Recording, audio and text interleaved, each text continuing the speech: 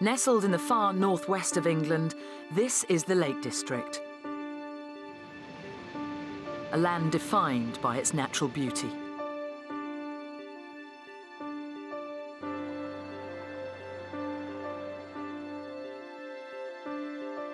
And known to millions who love the lakes was the late Alfred Wainwright, author, guide writer and talented artist. But above all, he was the greatest fell walker. Wainwright's guides have inspired generations of walkers to roam these glorious fells. And now, a century after his birth, it's my turn to go in search of the real Wainwright experience.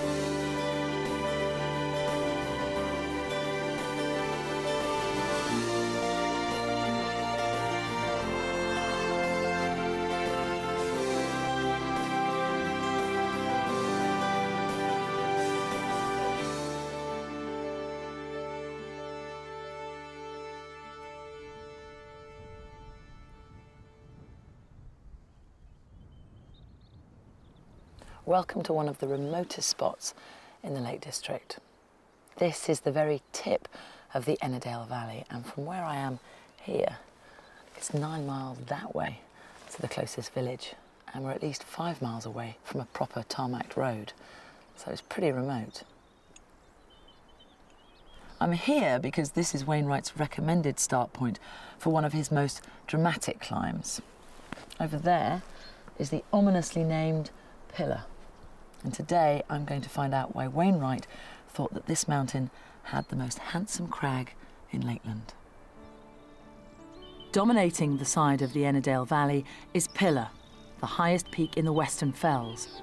Just short of 3,000 feet, Pillar is right up there amongst England's highest summits. But it's in terms of drama that Alfred Wainwright thought this mountain really excelled. The north face of the fell has a formidable aspect. Crags and shadowed hollows, scree and tumbled boulders form a wild, chaotic scene, a setting worthy of a fine mountain. At the heart of the north face stands Pillar Rock, a 500-foot tower, the defining feature of the mountain. And Wainwright highlighted a route that could take determined walkers right through this dramatic scenery.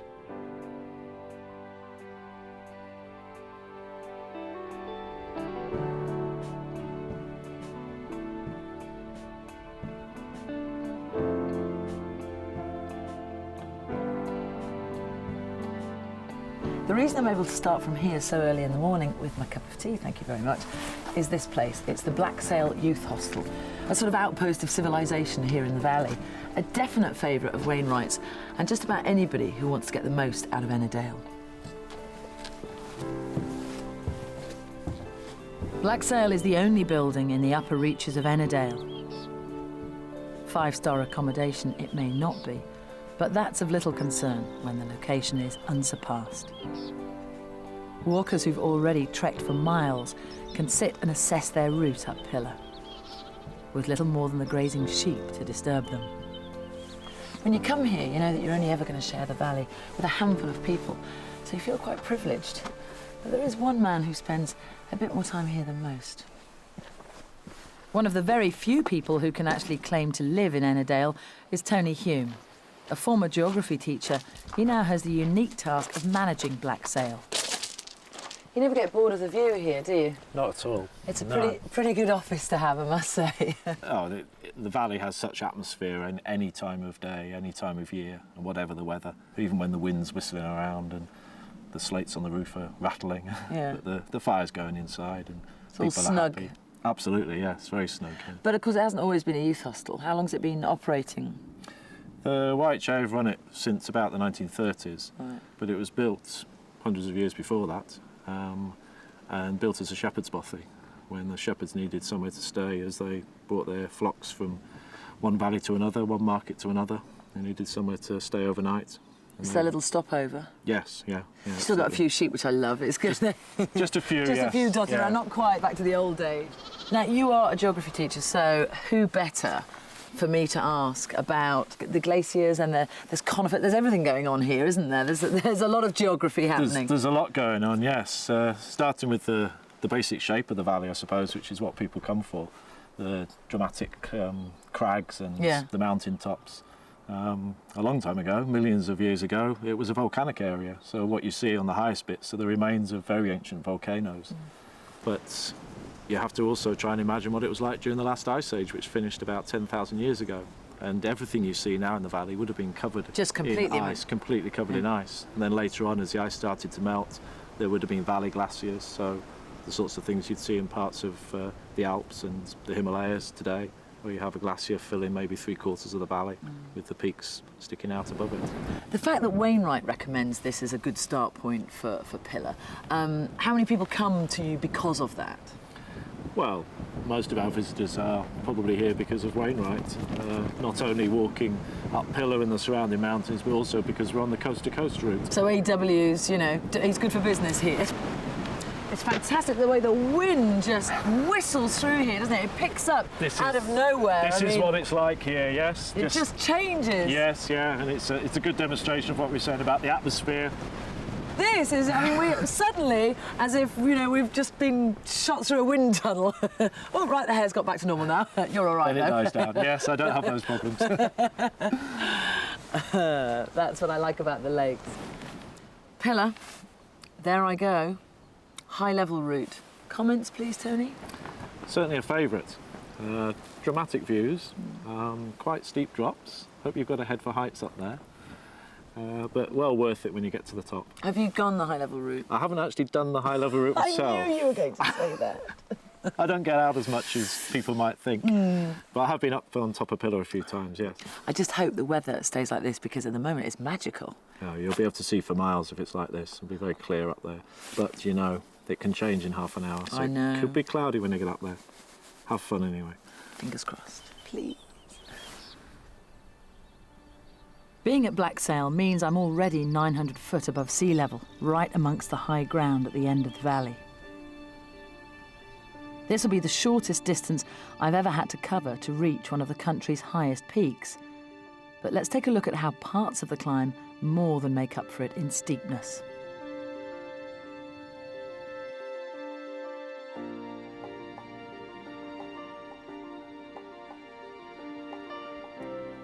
Leaving the hostel, I have to head further up the valley to cross the River Lisa. The bridge takes me onto the path up to Blacksail Pass. A broad, grassy slope and the quickest route over the hills to the Wasdale Valley. But as I reach the top of the pass, I'll turn northwest and step onto the main ridge that leads all the way to the summit. The path passes close to the grassy dome of Lookingstead, Wainwright's recommended viewpoint for the whole of Ennerdale. This is where I'll prepare to leave the ridge and set off on the high-level route, straight across the drama of Pillar's north face. The cliffs continue to grow in size until a long diagonal ledge gives walkers the chance to come face to face with Pillar Rock, Wainwright's most handsome crag. But the rock is not the top. There's still 400 feet of steep scrambling to go. A challenging end before you've conquered the north face and can walk easily across Pillar's rounded peak.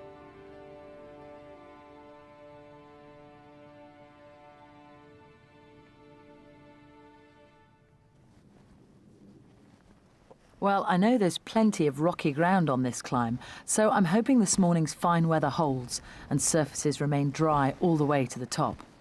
But for now, there's just a lot of grass up ahead. As with so many Wainwright walks, you start actually heading away from where you're going.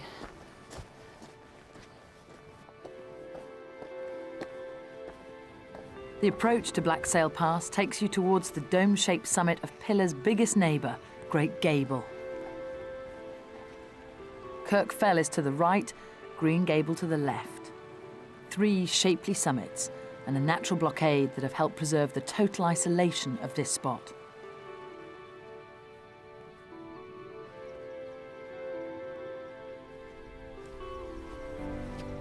From here, you can stand and look over thousands of conifers that fill the valley floor, all the way to Ennerdale Water. By the time Wainwright arrived here, the trees had already been planted to replenish wood reserves after the First World War.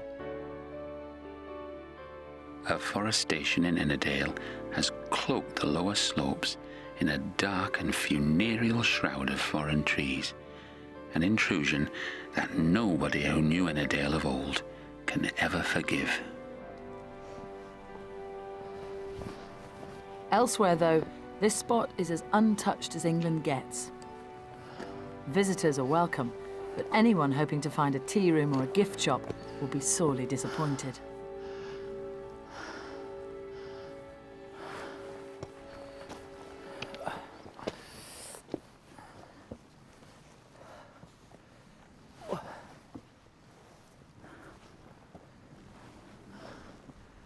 There's base camp back there.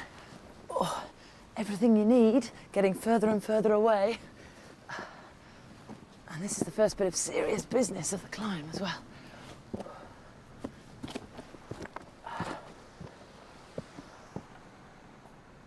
On a day like today, a walk like this presents a common Lake District problem. What should one be wearing? The long, steady climb up Blacksail Pass is hot work, but as you get higher, the wind begins to bite every time you pause for breath. The top end of passes are, by their nature, rather exposed places.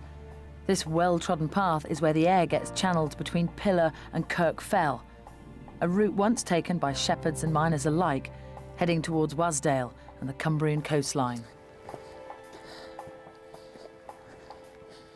Now, Wainwright says, watch out for a gate that marks the top of the pass. Only a fanatical purist would think of using it.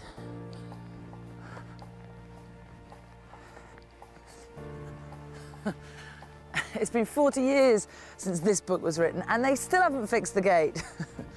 Don't forget to close it behind you. In fact, as you turn north and make your way along the broad ridge to Pillar, the route is clearly marked by a strict succession of ageing, rusty fence posts. They seem utterly redundant, but have become a substitute cairn for the uncertain walker.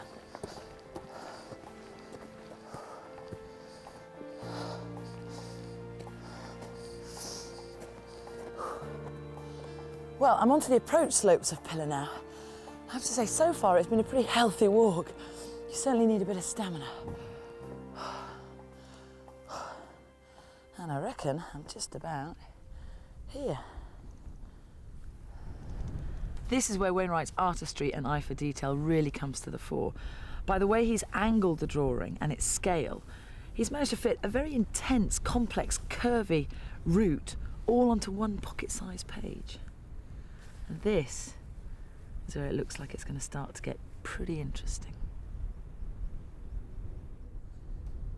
From this small, unnamed tarn, the broad grassy ridge stretches out for another half a mile. You can stride out with the view down into Wasdale opening up on your left. Hello, Mr. Sheep. But it's to the other side of the ridge that AW suggests a brief detour. Looking stead is a small pinnacle jutting out, 1,000 feet below the main summit. An ideal vantage point to assess the view down into Ennerdale, one of Lakeland's more controversial valleys. You can really see the work that's being done to the valley from here. Look at that, huge swathes of conifers that have been taken out. Acres of evergreen forest give Ennerdale a rather unfamiliar look. More Canadian Rockies than English lakes. But you imagine that AW would have been quite pleased with the current Wild Ennerdale project. This scheme is steadily removing conifers and introducing areas of mixed woodland. In years to come, the valley should have a more natural beauty to accompany one of Wainwright's favourite mountains. It is an offence to the eyes to see Pillar's once colourful fellside now hobbled in such a dowdy and ill-suited skirt. Yet such is the majesty and power of this fine mountain that it can shrug off the insults and indignities and its summit soars no less proudly above. This is my first view of the drama up ahead. You can see all the rocks and cliffs of the north face of Pillar, and the high-level route traverses across, which is hopefully what I'm going to do. But for the moment at least, the grassy eastern slopes of Pillar are a simple fell-walking pleasure. And at around the 2,000-foot mark, there's a view down the opposite valley, all the way to the head of Wastwater, the deepest lake in England. My walk today, though, is about to change. Walkers looking for a real adventure have to look for the easily missed diversion. As the grand peak of Scawfell appears in the background, there's a small cairn, the turning point for the high-level route. Wainwright thought that this was the start of one of the best miles in Lakeland, a route of engrossing interest. And to kick things off, whilst the main path continues up, the high-level route takes me down, steeply down.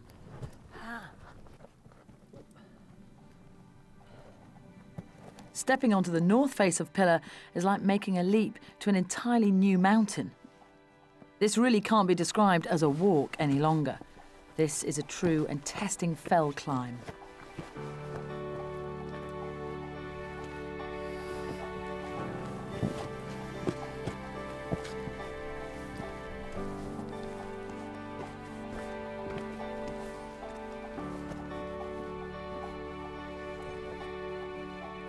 Your gaze is tempted up to the ever-heightening peaks above you. But you can't absent-mindedly stroll along the high-level route. Every 10 metres or so, there's something new to negotiate. Scree, boulders, and occasional outbreaks of very wet rocks.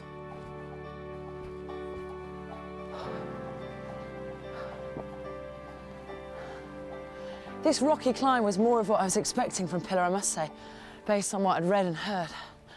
But I was hoping, as I came around that little corner, to catch a glimpse of Pillar Rock. But not quite yet, it would seem. A bit more rocky terrain to tackle. The high-level route twists and turns its way around the many spurs and buttresses that support the mountain. Unlike the ridge path far above, there's rarely a chance for an unobstructed view. But there is one large man-made feature to look out for.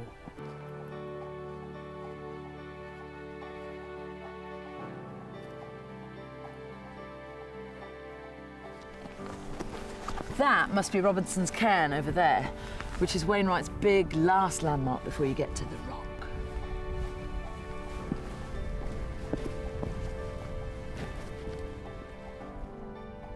John Wilson Robinson was a local man and a pioneer of rock climbing who established many of the now famous routes up Pillar Rock. When he died a century ago, his friends came here to build a cairn in his honour. Well, this is definitely an appropriate spot to build a cairn because that is a cracking view, finally, towards Pillar Rock. I can just make out the path from here. That rather ominous-looking ledge on the left cuts diagonally across all the way to the top. Now, of course, what I could have done is twinkle-toed, nice and easy, across the top there. But then you wouldn't get this view. Robinson's Cairn is the first place where you can begin to see how a mere walker could hope to negotiate Pillar Rock. Shamrock Traverse is the steep and narrow ledge that leads you almost level with the topmost pinnacle of rock. At this point, it is possible to enjoy the view before taking the direct path back to the valley floor. But that would only leave this Wainwright chapter incomplete. For me, there's 900 feet still to the summit, and it's clearly going to be steep all the way. The rock had a well-established local notoriety long before tourists called wider attention to it. An object of such unique appearance simply had to be given a descriptive name.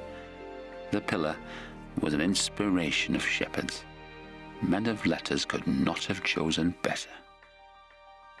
And so it was that the Lake District's most notorious rock formation became the name for an entire mountain.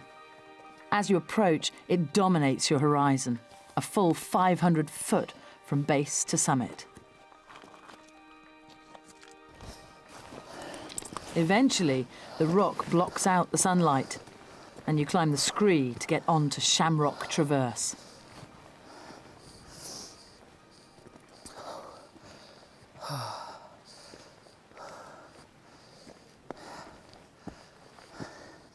You can feel that you're high up here. I'm a little vertiginous.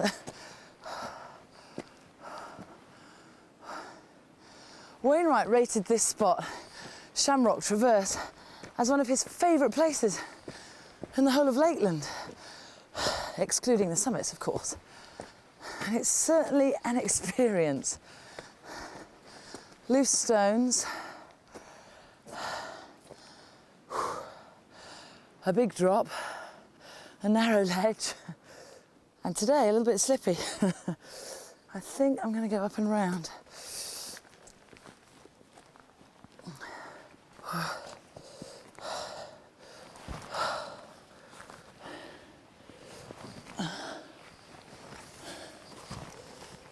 The vast majority of ascents up Pillar never come anywhere near this stretch of high drama. It's an ingenious route, allowing fell walkers a rare chance to scale vertical cliff faces. The name Shamrock has nothing to do with Irish clover leaves, however. It is quite literally a sham rock. From a distance, it appears to be part of the same crag as Pillar Rock, but as you reach its top, you realise the two are separated by a mighty chasm. The most handsome crag in Lakeland is now staring you in the face. But as Wainwright makes unusually clear, this is as close as one gets without ropes and a harness.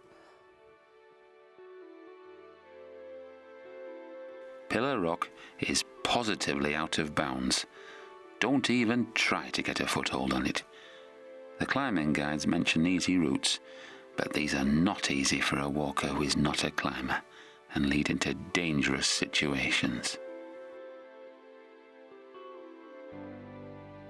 Rock climbers, or crag rats as they're known in these parts, are drawn to Pillar by its history. The main jagged peak at the centre was first conquered in 1826 and arguably marked the birth of an entire sport in this country.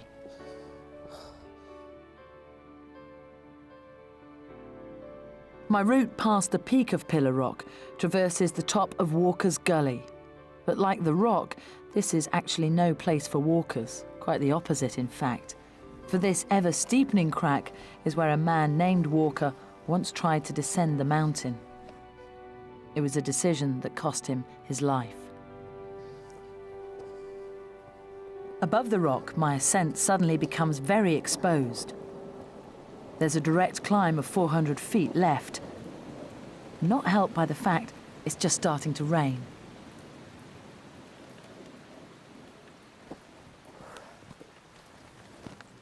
Well, I might not have to tackle the rock, but this is pretty intense scrambling.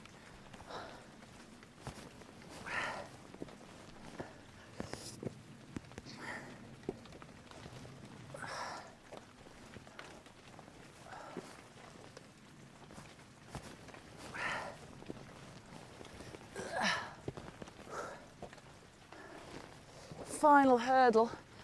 Just make the rock nice and wet as well, why don't you? Thank you.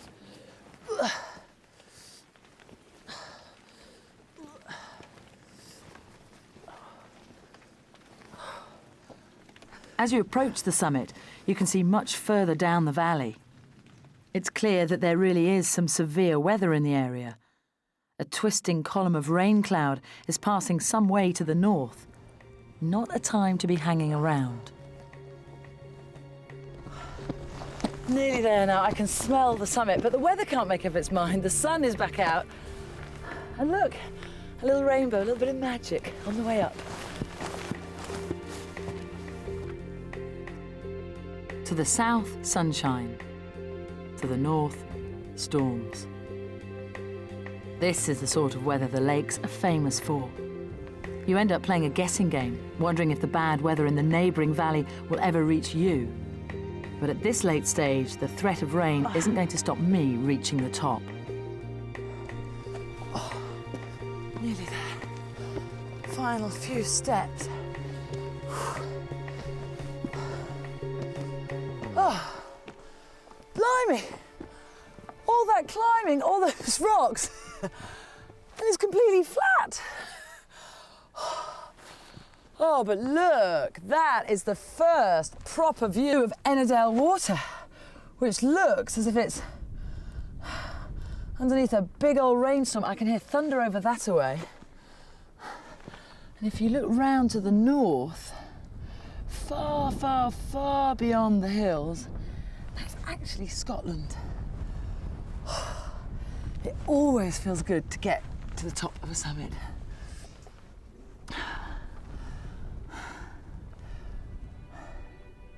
On a clearer day than today, I'd be able to see the entire Cumbrian coastline from this western edge of the Lake District. From the Scottish hills right round to Morecambe in the south. Today, though, only the giant tops of Scawfell and Scawfell Pike are clearly visible, and disappearing into the haze a vast number of peaks, all of them charted in detail by A. Wainwright. This little book was the final instalment of Wainwright's pictorial guides, but the real closing chapter is over there in the east. Above the tiny youth hostel lies Haystacks, which is a walk I've done, and of course, it's AW's final resting place. Directly across the valley, with pillars standing guard in the background, stands the lowly summit of Haystacks. In 1991, this is where Betty Wainwright came to sprinkle her late husband's ashes, to be forever amongst the hills that had given him so much. In my walk so far, I've only touched the surface of one man's life ambition. Alfred Wainwright left us with a 7-volume, 2,180-page guide. It was, he said, his love letter to the English lakes. In 1965, it was here on the fells around Ennerdale that Wainwright finished his final pictorial guide. His plan was to climb and to walk during the summer and to write during the winter.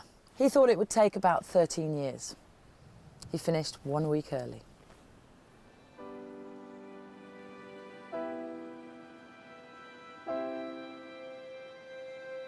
The fleeting hour of life of those who love the hills is quickly spent, but their hills are eternal. Those who seek and find while there is yet time will be blessed both in mind and body.